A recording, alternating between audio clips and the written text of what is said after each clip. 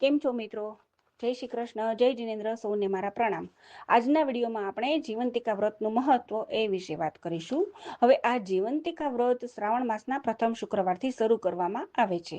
હવે મિત્રો, આજના ભાગદોડ ભરેલા અને ટેકનોલોજીના યુગમાં પણ આ વ્રતનું મહત્વ સહેજ પણ ઓછું નથી થયું. આ વ્રત એક ધાર્મિક ક્રિયાકાંડ નથી, પરંતુ માતા અને સંતાન વચ્ચેના પવિત્ર પ્રેમનો એક અણમોલ સેતુ છે.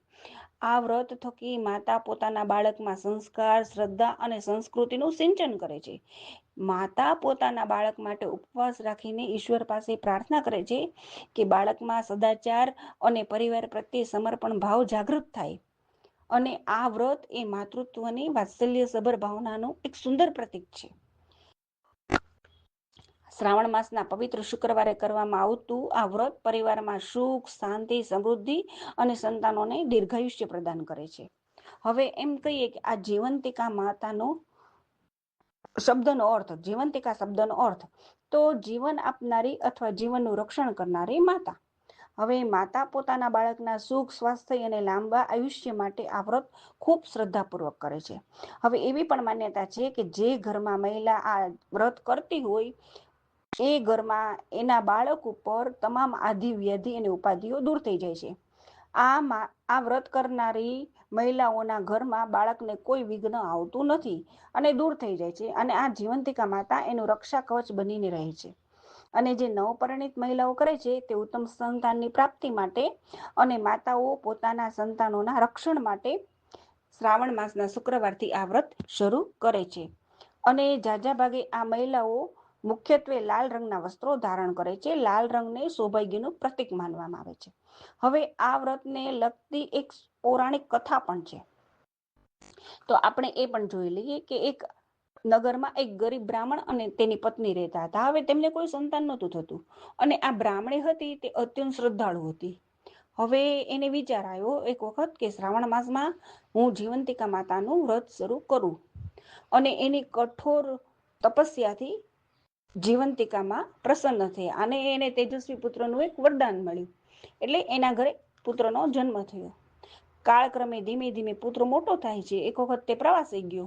હવે ત્યાં રસ્તામાં એને કંઈક વિઘ્ન આવ્યું, પણ આ માતાના વ્રતના પ્રભાવથી અને દેવીના અદૃશ્ય આશીર્વાદથી બાળકના બધા સંકટો દૂર થઈ ગયા અને તે સુરક્ષિત ઘરે પાછો આવ્યો. હેમ કેમ ઘરે પાછો આવ્યો.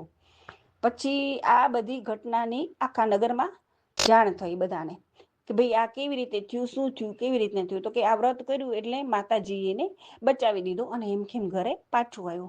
એટલે બધી સ્ત્રીઓ પણ આ શ્રદ્ધાપૂર્વક આ વ્રતનો મહિમા સમજ્યું અને પોતપોતાના સંતાનોના કલ્યાણ માટે પણ આ વ્રત કરવાનું શરૂ કર્યું. એટલે ખરેખર આ જીવંતિકા વ્રત એ સંતાનોના દીર્ઘાયુષ્ય માટેનું અને માતૃભક્તિનું એક પવિત્ર ઉદાહરણ છે. માતા જીવંતિકા આપ સૌના સંતાનોનું રક્ષણ કરે, દીર્ઘાયુષ્ય બક્ષશે. બસ મિત્રો, હું આટલું જ કહીશ.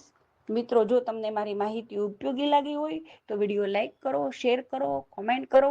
અને હા, જો તમે મારી ચેનલમાં નવા હો તો મારી ચેનલ સબસ્ક્રાઈબ રહો. મારી ચેનલ સાથે જોડાયેલા રહેજો. હવે તો શ્રાવણ માસ ચાલી રહ્યો છે. નવા નવા ધાર્મિક તહેવારો વિશેની માહિતી મારા વિડીયોમાં આવતી રહેશે. ધન્યવાદ મિત્રો. કેમ છો મિત્રો? જય શ્રી કૃષ્ણ, જય જિનેન્દ્ર, સૌને મારા પ્રણામ. આજના વિડીયોમાં આપણે જીવંતિકા વ્રતનું મહત્વ એ વિશે વાત કરીશું. હવે આ જીવંતિકા વ્રત શ્રાવણ માસના પ્રથમ શુક્રવારથી શરૂ કરવામાં આવે છે.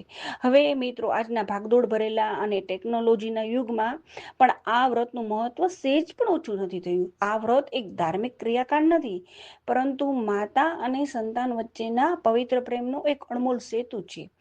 આ વ્રત થકી માતા પોતાના બાળકમાં સંસ્કાર, શ્રદ્ધા અને સંસ્કૃતિનું સિંચન કરે છે. માતા પોતાના બાળક માટે ઉપવાસ રાખીને ઈશ્વર પાસે પ્રાર્થના કરે છે કે બાળકમાં સદાચાર અને પરિવાર પ્રત્યે સમર્પણ ભાવ જાગૃત થાય. અને આ વ્રત એ માતૃત્વની વાત્સલ્યસભર ભાવનાનું એક સુંદર પ્રતીક છે. શ્રાવણ માસના પવિત્ર શુક્રવારે કરવામાં આવતું આ વ્રત પરિવારમાં સુખ, શાંતિ, સમૃદ્ધિ અને સંતાનોને દીર્ઘાયુષ્ય પ્રદાન કરે છે. હવે એમ કહીએ કે આ જીવંતિકા માતાનો જીવંતિકા શબ્દનો અર્થ તો જીવન આપનારી અથવા જીવનનું રક્ષણ